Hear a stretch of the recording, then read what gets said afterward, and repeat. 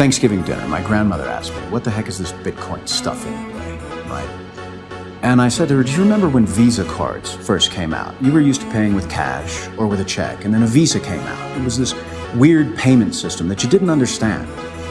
And she said, yeah, I remember that. I said, well, Bitcoin is just the next evolution of another payment system. Brace yourself, Nakamoto was the foundation. What up guys, Nakamoto Crypto here. The circulating supply of BTC is not actually 18.5 million, as 5.7 million BTC are currently lost and gone forever.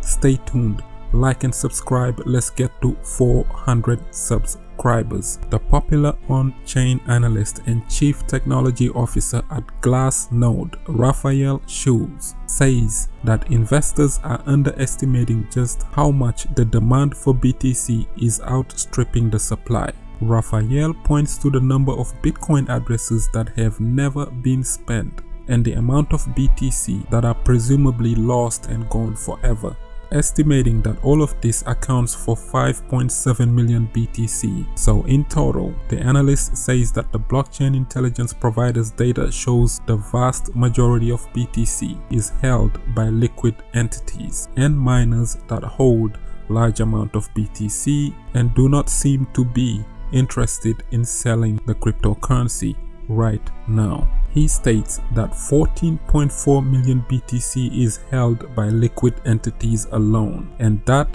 is 78% of the current supply. Liquid entities spend less than 25% of that BTC they received, acting as supply sinks in the network. Yes, only 12% of the BTC supply is actually liquid, according to this metric. But are any of these miners cashing out of their positions? I don't think so. The amount of Bitcoin that is entering the miners' addresses and never leaving has been increasing since the last halving. Therefore, the entire balance that all the Bitcoin miners hold is 1.7 million BTC. So as institutional investors increasingly enter their market, Raphael says that the liquidity is vanishing from exchanges. He states that we are seeing the longest depletion of exchange funds. Since January, the BTC supply on the exchanges have dropped at a staggering 20%.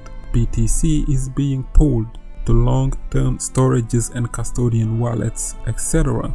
Raphael believes that the supply and liquidity crisis is set to fuel an uptrend Bitcoin price for the foreseeable future, by stating that Bitcoin is in a supply liquidity crisis right now. This is extremely bullish and highly underrated. I believe that we will see this significantly reflect on the Bitcoin price in the upcoming month ahead of us. On the same token, following the SEC's lawsuit against XRP, Vitalik Buterin, the co-founder of Ethereum, has blasted the document that Brad Garlinghouse published yesterday by replying that Ripple is clutching at straws right now. Vitalik tweeted that it looks like the Ripple and XRP team is sinking to new levels of strangeness. They are claiming that their SHIT coin should be called a security for public policy reasons, namely because Bitcoin and Ethereum are Chinese controlled.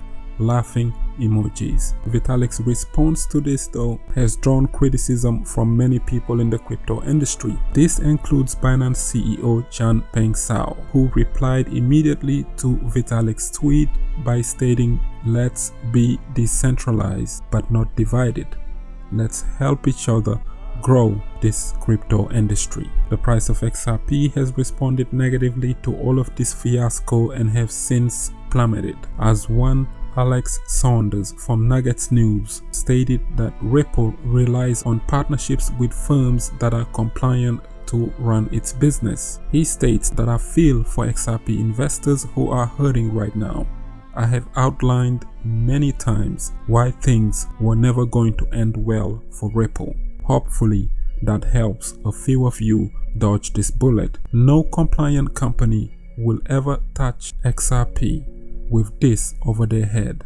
Coinbase, on the other hand, have launched their pre-IPO tokens, and it has pumped to $296 after the FTX launch. The tokenized shares are mainly a speculative bet on Coinbase's upcoming IPO. The tokens have seen over $2 million traded in the past few hours alone and are currently being traded for $231 per token. The tokens were immediately bought up by traders looking to bet on a high valuation of Coinbase's upcoming IPO. Launched earlier this year, tokenized stocks are an FTX product that tracks prices of popular equities traded on traditional exchanges and are purchasable via cryptocurrencies. The tokens are backed by German financial institution CM Equity, which in turn holds the actual shares represented by the tokens. Coinbase is currently valued at $8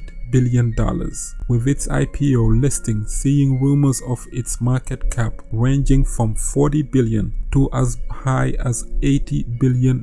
However, while the company itself has no actual shares on the market yet, the pre-IPO tokens are a speculative bet that will convert the equivalent share price at the end of Coinbase's first public day. This means that hypothetically, if traders purchase, for example, $10 worth of CBSE today and Coinbase goes public and trades at $15, then the investor gains 50% on their initial investment. However, if the shares trade at a value less than $10, then the trader sees a loss on their CBSE investment. So in case the IPO doesn't take place at all, the token will expire at a Coinbase valuation of $8 billion on June 1st, 2022.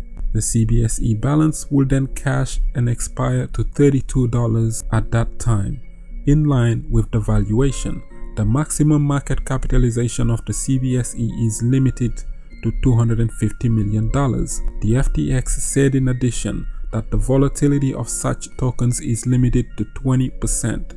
Meaning the CM Equity, the counterparty of these tokens, could close out positions at its discretion. Meanwhile, the FTX deemed the CBSE token as a risk investment and stated that traders could face several risks just by buying this Coinbase token right now. And this includes the possibility of the CM Equity not paying out at the expiry date. So there is a risk of partial or complete loss of investment, the exchange said. So be very cautious buying the Coinbase token on the pre-IPO sale. If the Coinbase token price in the future doesn't match up to this one, you are at a loss and nobody will cover it. What are your thoughts on the Coinbase IPO? Let us know in the comment section below. Like the video, share, subscribe for some daily crypto content. I have been Mr. Nakamoto Crypto, and I'm out. Bitcoin under $8,000. Buy it. Bitcoin under $5,000. Buy it. Bitcoin over $10,000. Buy it. Bitcoin is over $20,000. Buy it.